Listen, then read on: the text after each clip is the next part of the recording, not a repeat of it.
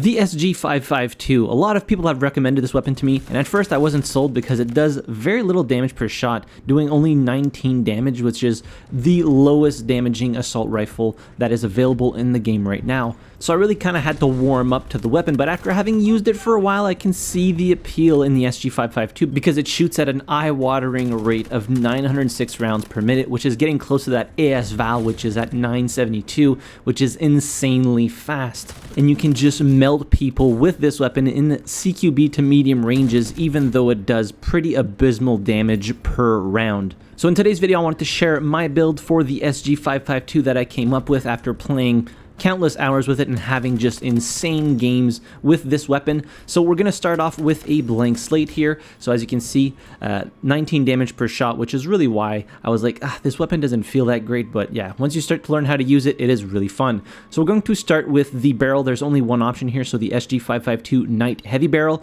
which gives you all these new slots, which is fantastic, plus 2 meters in range and a little bit of extra recoil control. So we're going to go ahead and install that and calibrate it as well with plus 50 grams and also plus 10 millimeters to slightly increase the muzzle velocity just for those longer range shots and also increasing the firing stability. Now for the muzzle, I chose to go with the Bastion horizontal compensator. The reason being, weapons that fire really fast I find have arguably more lens stability issues because you're shooting at a faster rate, so the lens is jumping around a lot more when you're actually firing. So for this weapon, I really wanted to increase the lens firing camera stability, which is why I chose to go with the Bastion horizontal compensator, and also it obviously reduces the horizontal recoil control, which we can correct here. So you can see it's not too bad, but there's still a little bit of a bend to the right and then to the left. So with this compensator, we're correcting that a little bit. So go ahead and install that. As for the foregrip, I chose to go with the Resonant Ergonomic Foregrip, which increases the vertical firing camera stability, which is, again, what I want here. So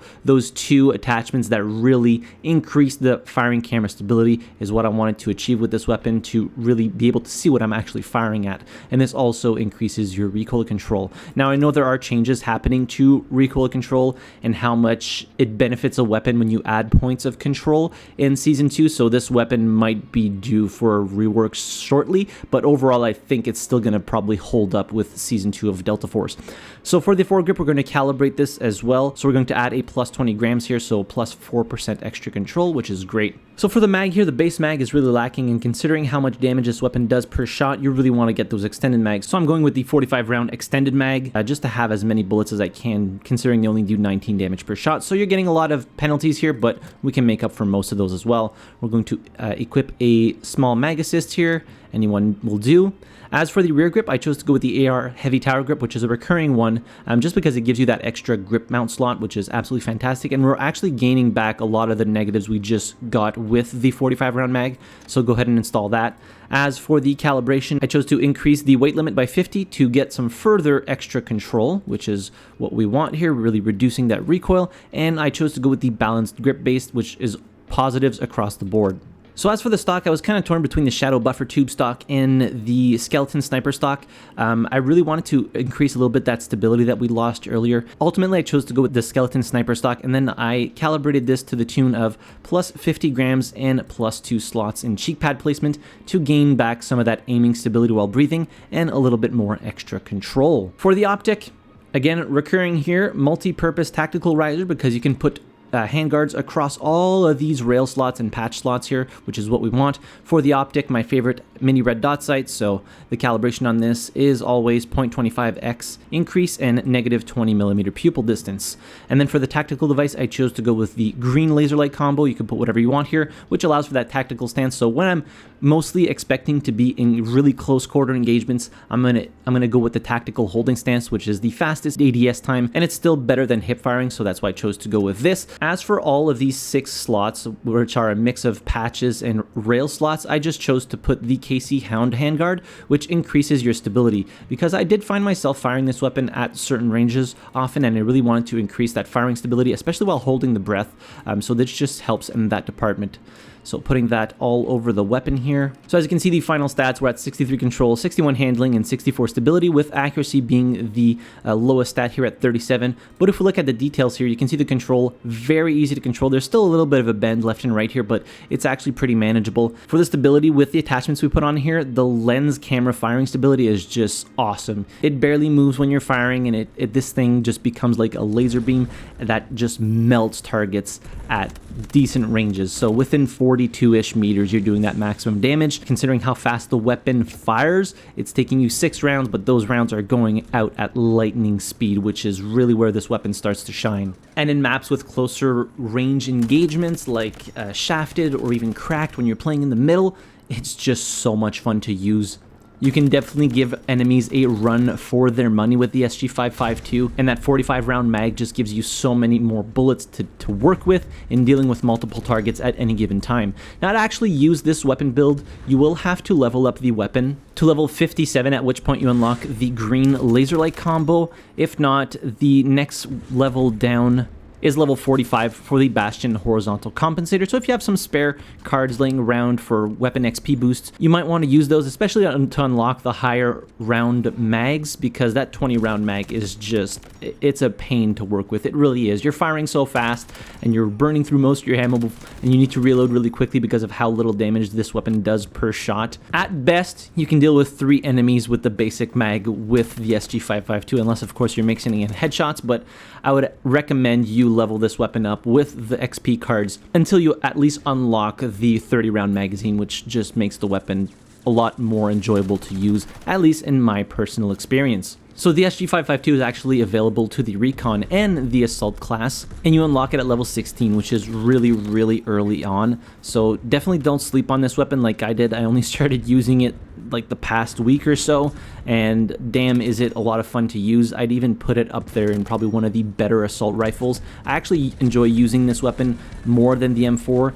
Despite the M4 doing 1 more damage per shot, it just fires a lot slower. And honestly, it just feels like a trope to have the M4 be like the meta weapon in every single first-person shooter, so I try to stray away from it a little bit more. But yeah, the SG552, a ton of fun to play with, getting awesome games with this thing, especially on closer quarter maps. So I'm curious to see how this weapon will perform in the new map that's called Knife Edge, which is an infantry-only map. Very excited to get boots on the ground in that map when Season 2 launches later tonight. So that'll do it for today's video. The share code for the SG552 will be in the description down below, as well as in the top pinned comment. If you have a recommendation for a future weapon build that you would like me to share with all of you, leave it down there. I know with the new weapons coming out, probably most people will want me to work on those 3 new weapons, so expect those to be dropping in the nearest future. But if you want other weapons to be featured on the channel shortly, leave them in the comment section down below. I'll leave you with a few highlights of me using the SG552 with this specific build. In any case, hit the like button if you enjoyed the video, subscribe to the channel if you haven't already. And as always, thank you very much for watching. I really appreciate it, and I'll see you guys in the next video. Have a good one.